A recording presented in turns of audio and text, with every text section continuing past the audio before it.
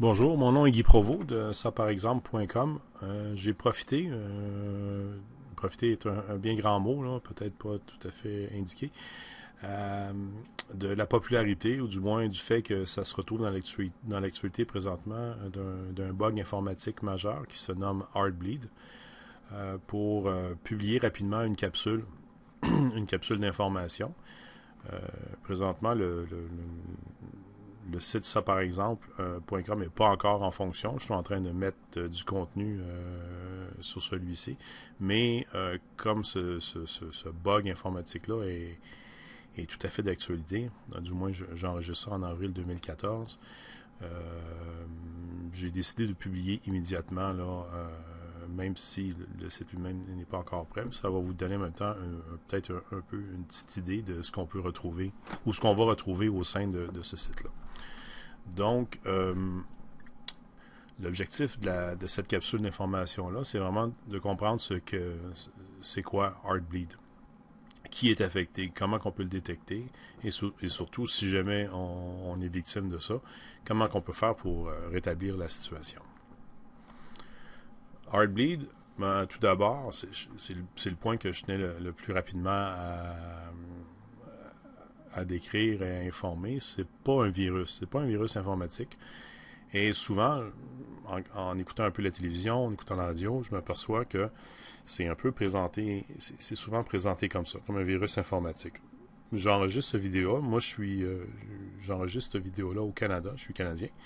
Et j'écoutais les nouvelles, les actualités hier. Et on informait que le site fédéral du revenu avait fermé le site, l'accès au site, puis la cause étant le virus Heartbleed. Alors je me suis dit, attends un peu, là, c'est vraiment mal véhiculé, parce que j'ai décidé de faire quelque chose pour faire comprendre un peu plus c'est quoi, parce que ça, c'est pas un virus qui est sur le site du Revenu Canada. Puis on va voir qu'il y a beaucoup de sites qui sont affectés. Et justement, j'ai trouvé que le site de Revenu Canada avait fait une action qui est très responsable. On va le voir pourquoi je dis ça maintenant, là, mais vous verrez dans quelques instants pourquoi j'estime que leur réaction était très responsable. Donc, on va voir que c'est pas un virus. On va voir que c'est vraiment une faille dans l'implémentation du protocole SSL-TLS. SSL-TLS, c'est des acronymes qu'on voit souvent ensemble. Et c'est deux facettes d'une chose qu'on connaît bien, qui est le HTTPS. Le SSL sert plus qu'à faire simplement du HTTPS, mais pour le commun des mortels ou Monsieur Tout-le-Monde, c'est vraiment là qu'on vit l'expérience SSL-TLS, c'est à travers HTTPS, qui est le protocole web sécurisé. C'est un peu le protocole que vous prenez lorsque vous allez sur votre site bancaire pour faire des transactions en ligne. On va voir que le gros problème, c'est que OpenSSL jouit d'une grande popularité dans tout l'Internet. On parle d'environ 20% des sites que vous accédez ont un potentiel d'utiliser OpenSSL. La plupart du temps, la composante affectée, c'est le serveur web, mais on va voir aussi que ça peut être autre chose. Ça peut être un côté, ça peut être le client, ça peut être une pièce d'infrastructure. On va le voir un petit peu plus en détail. Le nom officiel de ce bug-là, c'est un CVE 2014-0160. Si vous désirez vraiment savoir tous les détails, je vous invite à utiliser Google et de rechercher ce nom-là. Vous allez avoir beaucoup plus de détails que ce que je vais vous donner ici. Mais tout de même, ma capsule avait pour but de rapidement informer ceux qui désirent être informés de qu'est-ce qui entoure de Heartbleed, qu'est-ce qui se passe avec ça, comment on peut gérer ça de façon assez rapide et peut-être de façon plus digeste qu'en lisant les détails que CVE 2014-0160 va vous indiquer. Donc, un peu comme je disais un peu tantôt, le bug qui s'appelle Heartbleed affecte donc les implémentations SSL et TLS de OpenSSL. Je disais un peu tantôt qu'SSL et TLS, c'est ce qui permet de créer une navigation web, HTTP, en mode sécuritaire, communément appelé HTTPS. Bref, c'est la façon qu'on accède à nos sites bancaires et autres services en ligne et transactions. 20% des sites dits sécuritaires qui sont présentement sur Internet utilisent une implémentation OpenSSL. Donc, on voit que c'est une faille de sécurité importante, pas seulement par sa surface, parce que sa surface est assez gigantesque, on parle de 1 site sur 5, mais aussi par la nature de son utilisation. On va voir ça un petit peu plus en détail. Donc, mais avant de comprendre ça, il faut vraiment comprendre c'est quoi OpenSSL. Ben, c'est ce qui va assurer, c'est la composante logicielle qui va assurer au sein de certains types de serveurs web comment rendre possible le protocole HTTPS. Donc, pour faire rapide et simple, si votre site web est hébergé par un serveur Apache ou Nginx, vous êtes assurément à risque. Parce que Apache et Nginx utilisent OpenSSL pour offrir les services HTTPS de leur plateforme. Et c'est là que ça blesse un peu plus, c'est que Apache et Nginx se partagent respectivement 52% et 14% du marché web. Donc là, on tombe sur une surface potentielle, je dis bien potentielle, de 66%. C'est-à-dire plus qu'un site sur deux est servi par un serveur Apache ou Nginx. Il faut comprendre par contre que ça touche juste la communication sécurisée. C'est pas la communication HTTP, mais bien HTTPS. Et comme le bug est présent dans les versions 1.01 à 1.01F, ainsi que la version, là, la plus récente version qui est la version bêta, 1.02 bêta, seuls les serveurs ayant ces versions, c'est-à-dire actives sur leur machine, sur leur serveur, sont à risque. On va voir, ça réduit un peu la surface d'attaque. Pourquoi je dis ça? C'est parce qu'il y a un peu d'ironie là-dedans. C'est que ces versions-là, c'est les versions à jour de OpenSSL. Habituellement, on dit toujours tenez vos versions à jour et afin de ne pas vous exposer à des trous de sécurité. Mais dans ce cas-ci, malheureusement, c'est l'inverse qui est arrivé. Si vous étiez vraiment pas à jour, on va voir ce que j'entends par vraiment, il n'y a pas de problème. Parce que les serveurs qui exécutent encore la vieille version, puis par vieille version, je parle logiciel de 2 ans et plus, c'est-à-dire 2 ans et plus sans avoir mis de mise à jour, pas d'update de logiciel. Donc, les versions 1.01 et moins, juste en dessous de à partir de 1.01 et moins, ne sont pas à risque. Si vous utilisez un autre type de serveur web, par exemple Microsoft AES, peut-on dire qu'on risque rien? Si vous utilisez que le serveur web AES, il n'y a pas de problème. Effectivement, AES n'implémente pas le HTTPS ou le SSL grâce à OpenSSL, mais bien par leur propre implémentation du SSL. Mais on va voir que c'est pas si simple que ça parce qu'un serveur web, c'est juste une des composantes d'une architecture web. Donc, lorsque vous, en tant que client, vous allez consommer un site web, vous allez utiliser un service HTTP, ben, il n'y a pas juste vous puis le serveur. Il y a une série d'intermédiaires entre les deux. Que si on garde une infrastructure habituelle, on peut imaginer vous êtes un peu dans le nuage, mais l'autre côté du nuage, et vous avez une communication sécurisée avec un serveur. La plupart du temps, ou très souvent, votre lien est effectivement sécurisé dans le volet public, c'est-à-dire que cette section-ci, ici, tout le monde pourrait potentiellement écouter. Donc, c'est pour ça que c'est important d'avoir la communication sécurisée. Cette communication sécurisée-là va traverser le pare-feu de l'organisation qui héberge les serveurs et va en sortir toujours sécurisé à ce qu'on appelle un load balancer ou en français un distributeur de charge. Et souvent, suite à la sortie au distributeur de charge, du distributeur de charge, le trafic devient en clair vers les serveurs web eux-mêmes. Dans ce cas-ci, les serveurs web pourraient très bien être AES. Et vu le fait ici, c'est que entre le load balancer et le serveur lui-même, le trafic est en clair. Donc, le OpenSSL arrête ici. Et dans certains cas, c'est-à-dire que notre distributeur de charge pourrait très bien être réalisé par Nginx, parce que Nginx est un serveur web, oui, mais on peut l'utiliser aussi en tant que distributeur de charge, ou ça pourrait être un autre distributeur de charge, tel ceux offerts par Citrix et d'autres compagnies. Eux aussi souvent implémentent leur SSL grâce à OpenSSL. Donc, dans ce scénario-là, qui est assez courant, c'est-à-dire que le serveur web eux-mêmes ne livrent pas les certificats HTTPS, ils utilisent du HTTP en clair parce que le trafic est sécurisé jusqu'à ce point-là. Ben, vous avez beau avoir des serveurs AES qui n'ont pas une implémentation OpenSSL, vous êtes joué parce que dans l'organisation, la décryption du trafic HTTPS se fait en amont un petit peu. Donc, c'est pas suffisant de dire j'utilise un serveur AES, donc je suis pas à risque.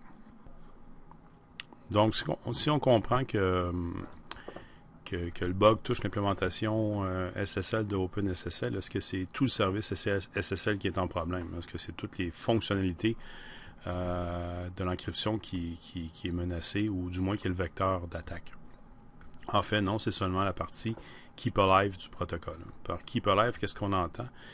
Ben, c'est un peu ce qui donne justement le nom à ce bug-là. Le nom du bug se nomme Heartbleed.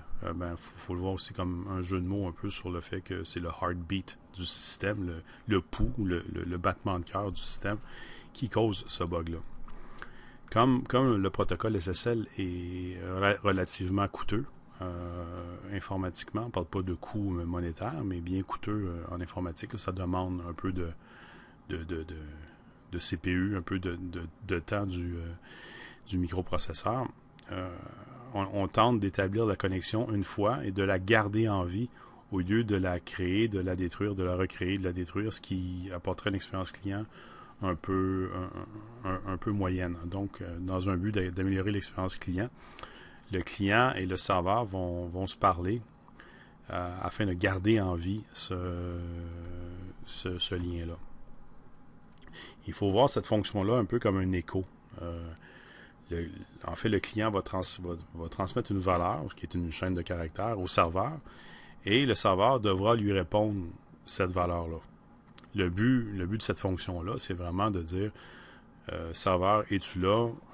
Je t'envoie une chaîne de caractères, réponds-moi avec cette chaîne de caractères-là. Je sais que tu es en vie, et on a gardé en vie la connexion. Et c'est vraiment cette partie-là qui est touchée par le bug. On va voir là avec plus de détails quelles sont les opportunités qu'on peut tirer de ce problème-là. Ce bug-là est en place depuis quand? Depuis la mise en ligne de la version 1.01, donc en janvier 2012. Donc, on parle effectivement de plus de 2 ans avant que ce bug-là soit découvert. On pourrait se poser la question que le bug puisse être complexe 2 ans sans avoir été remarqué, 2 ans sans avoir été découvert pour un logiciel open source, ça peut sembler étonnant. Et malheureusement, le bug était d'une simplicité enfantine. C'est une seule ligne de code. Voici là, cette ligne de code-là. Je ne veux pas aller dans les détails techniques de langage. Là. Le but est très simple à comprendre. C'est que on demande à l'implémentation OpenSSL, on dit retourne-moi une structure. Une structure sera un peu la réponse que je vous ai parlé tantôt. Alors, ce qu'on fait, c'est qu'on appelle une fonction d'allocation de mémoire. malloc, c'est pour Memory Allocation, donc allouer de la mémoire pour retourner une valeur. Et on y passe 1 plus 2. J'imagine que c'est des valeurs qui pourraient être paramétrées. La raison de pourquoi on n'a pas mis juste 3, pourquoi que ça, je pourrais pas vous dire. Mais souvent, on voit ça parce que c'est une façon de planifier des configurations un jour. Payload, c'est la valeur que je vais demander. Par exemple, si je demande je veux que le serveur me réponde banane, je vais écrire banane ici. Et padding, c'est le nombre de caractères que je m'attends d'avoir. Théoriquement, je vais avoir le même caractère je vais avoir le même nombre de caractères que le mot que j'ai demandé. Ça, c'est si tout le monde était by the book. En fait, le problème, c'est que cette valeur-là est passée par le client et n'est pas validée par le serveur. C'est un classique bug de buffer overflow. Donc, je n'ai parlé peut-être un peu tantôt. Comme OpenSSL est un logiciel libre, tout le monde pourrait réviser le code et trouver des erreurs. Non, on pourrait se poser cette question-là. C'est une des forces du mouvement. À ça, on pourrait répondre que oui, en fait, c'est pas mal tout à fait la promesse du logiciel libre de pouvoir réviser du code puis d'avoir une forme de transparence. Mais le mot-clé ici à retenir, c'est qu'on peut et non on doit. Et il y a une nuance là, c'est que c'est pas parce que c'est là que tout le monde le fait. Il n'y a pas nécessairement de revue de code avec un processus bien déterminé. C'est pas à cause que le logiciel est libre qu'il a une valeur en soi plus sécuritaire qu'un autre logiciel. Ça prend beaucoup plus un processus officiel de révision. Qu'il soit libre ou non le logiciel, ça importe peu, mais ça prend un processus officiel, une façon de faire pour réviser le code afin que ce genre d'erreur-là ne passe pas. Donc, on voit rien n'est magique là-dedans. OK, mais comment peut-on tirer profit de ce bug-là? En fait, c'est le propre des bugs de type buffer overflow, c'est que l'attaquant va transmettre une valeur et il sait qu'il va briser du code s'il dépasse la valeur de 16 octets. C'est la valeur limite de la structure normalement. Et ce qu'il va faire avec ça, c'est qu'il va briser cette barrière-là et puis il va pouvoir aller investiguer le contenu de la mémoire qui est retourné. Un peu de contexte autour de cette transaction-là. Qu'est-ce qu'on peut trouver là-dedans? Mais on peut trouver un peu de tout. Comme c'est une partie du contenu de la mémoire du serveur qui sert le certificat, on pourrait voir en clair des données qui théoriquement devraient être encryptées parce qu'on est dans la mémoire du serveur. Donc des mots de passe, des noms d'utilisateurs, mais beaucoup plus grave encore, la clé privée du certificat. Je ne vais pas dans le détail des concepts de clé privée, de l'encryption asymétrique. J'ai d'autres capsules, d'autres cours disponibles qui traitent de ces sujets-là. Mais disons qu'une clé privée, comme le nom dit, devrait demeurer privée. Une seule entité devrait connaître la valeur de celle-ci. Si on la divulgue, ça cause un gros problème de sécurité. Donc l'attaquant pourra aller lire jusqu'à 64 K d'octets, donc 64 000 caractères à chaque appel du battement de cœur, potentiellement, s'il connaît cette faille de sécurité-là. Et s'il désire consulter d'autres espaces mémoire, parce qu'il faut comprendre, c'est un peu comme aller à la pêche, là, on ne sait jamais ce qu'on va retourner de là, le client a juste à générer un autre appel, puis c'est d'autres données qui vont être retournées. Est-ce qu'on pourrait se poser la question, est-ce que c'est grave? En fait, oui, parce que ça va permettre de décrypter toute communication avec ce serveur comme si le transport était en HTTP. Si j'ai réussi à avoir la clé privée, il n'y a plus de secret pour moi lorsque deux personnes vont tenter de se parler à l'aide du HTTPS. Donc, c'est un peu comme si on enlevait toutes les fonctions même du HTTPS. Si on veut voir peut-être plus en détail comment fonctionne ce bug-là, au départ, on a le poste client et le serveur ici. Le protocole, normalement, va fonctionner comme ça. Le client va demander au serveur, est-ce que tu es toujours en vie? Envoie-moi le mot banane, 6 lettres. Lui, va traiter ça et va dire, il me veut banane, puis je retourne une chaîne de caractères de 6 lettres. Alors, il va puiser dans sa mémoire, réserver dans sa mémoire 6 lettres, et il va y injecter banane dedans. Il va retourner banane au client, puis la connexion est en vie, puis le serveur est toujours up. Ça, c'est une façon normale du Keep Alive. Par contre, si je veux exploiter la faille, je vais demander au serveur, envoie-moi le mot chat, 7000 lettres. Alors le serveur, lui, le problème, c'est qu'il fait confiance à ce que je lui dis. Il ne fait pas une validation. On a vu que le code n'avait aucune validation à ce niveau-là. Donc, il va retourner chat et il va aller chercher 7000 octets dans son RAM, dans sa mémoire. Qu'est-ce qu'on peut trouver dans ce contexte-là? Mais c'est un peu ce qui s'est passé récemment dans ce serveur-là. Si l'administrateur s'est logué récemment, peut-être que traîne dans la mémoire quelque part de l'information comme son nom d'utilisateur et son mot de passe. Et il pourrait avoir potentiellement la clé privée du certificat lui-même. Là, c'est sûr que j'ai fait un cas fantastique, dans lequel il y a beaucoup d'informations dans très peu de caractères, mais c'est juste pour visualiser ou imager le problème en question. Dans la vraie vie, ça a l'air de quoi? Mais ça a l'air de ça. On est allé chercher, on a posé une question au serveur et le serveur a commencé à répondre et a donné ce qu'on appelle un memory dump, une délestation, si on veut, de sa mémoire, du nombre de caractères demandés. Et dans ce cas-ci, là, un exemple que j'ai trouvé sur Internet, on voit que on passe en clair le password d'un compte Yahoo. Donc, je vois yahoo.com, PASSWD égale, là, c'est caviardé ici, là, parce que le but, c'était pas de divulguer cette information-là, mais juste de montrer la forme que tout ça peut prendre. On pourrait se poser la question, est-ce que le bug est maintenant corrigé? En fait, oui, il a été corrigé la même journée qu'il a été découvert. Est-ce que ça a été complexe à mettre en place, ce correctif-là? En fait, ça a été très simple. Au lieu de faire confiance, on ne devrait jamais faire confiance à l'information qui vient d'un client. Donc, au lieu de faire confiance à cette valeur-là, on se rappelle la valeur de la variable padding, le code maintenant ne peut pas allouer plus que 16 octets, soit la taille maximale de la structure à retourner. Bref, c'est vraiment d'une simplicité enfantine. On s'assure que 1 plus 2 plus la valeur de payload plus la valeur de padding soit toujours 16 ou moins. De cette façon-là, le overflow n'est pas possible. On arrête à 16. Donc, on sera en mesure de dire que j'ai juste à installer la version 1.0.1g de OpenSSL sur mon serveur et je vais pouvoir dire que tout ça n'est qu'un mauvais souvenir. Malheureusement, c'est juste le début. Faire ça, c'est la première chose à faire, effectivement, mais c'est juste le début. Comme la clé du certificat SSL peut, je dis bien peu, parce que c'est un peu, la personne va à la pêche, le hacker va à la pêche là-dedans, elle peut avoir été diffusée. Donc, ça revient à dire que le lien HTTPS du serveur n'assure pas vraiment la confidentialité et qu'à proprement parler, ce lien-là pourrait être HTTP, soit un lien en clair, comme je disais tantôt. Puis ça, c'est bon autant pour la communication après la mise en place du correctif que pour la communication qui pourrait avoir été conservée.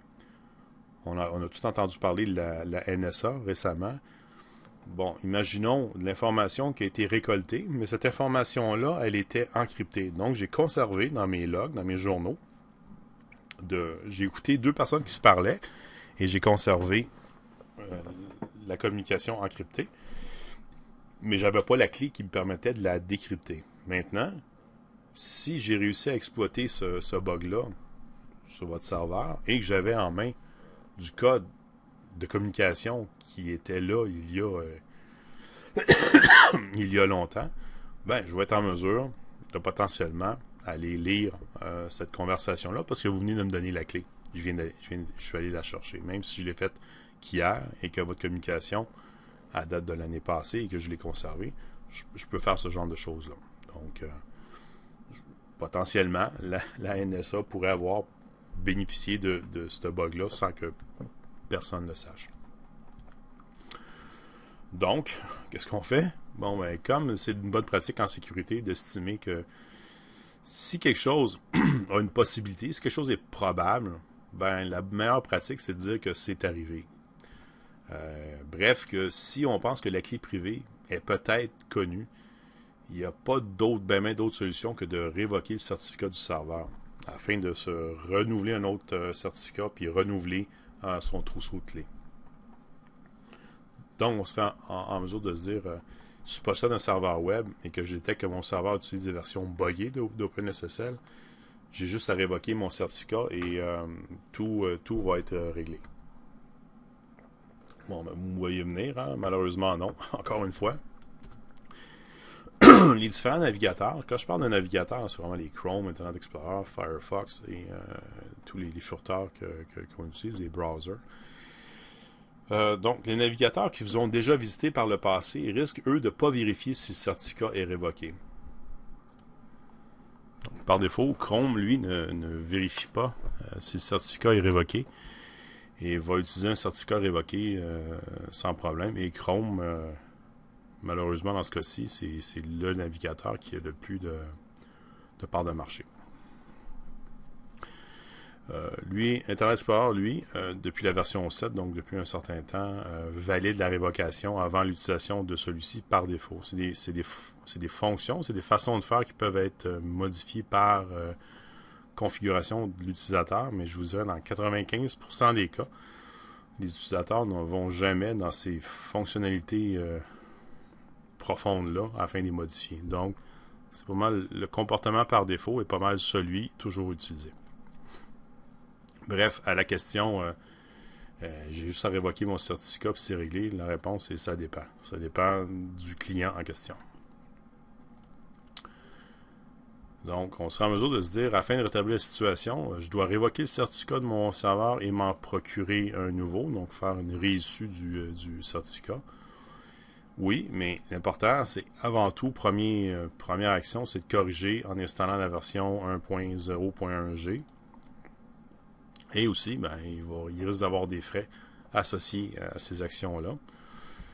Quand on parle de frais, on parle de quoi? Ben, la plupart du temps, les autorités de certification, ce qu'on appelle les CA, là, il y a DigiSign, il y a Entrust, mais il y en a une série, ben, ils risquent d'exiger des frais afin de révoquer le certificat et vous en fournir un nouveau. Parce que pour eux, c'est de l'administration, ça. Ils font une validation de qui vous êtes, puis ainsi de suite.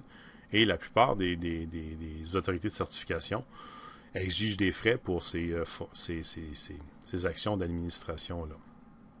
Est-ce que ces frais-là sont importants? Ça varie beaucoup selon le type de certificat et aussi selon l'autorité de certification comme telle. Il y a certaines autorités de certification comme Start SSL ou OpenSSL qui vous offrent des certificats gratuits.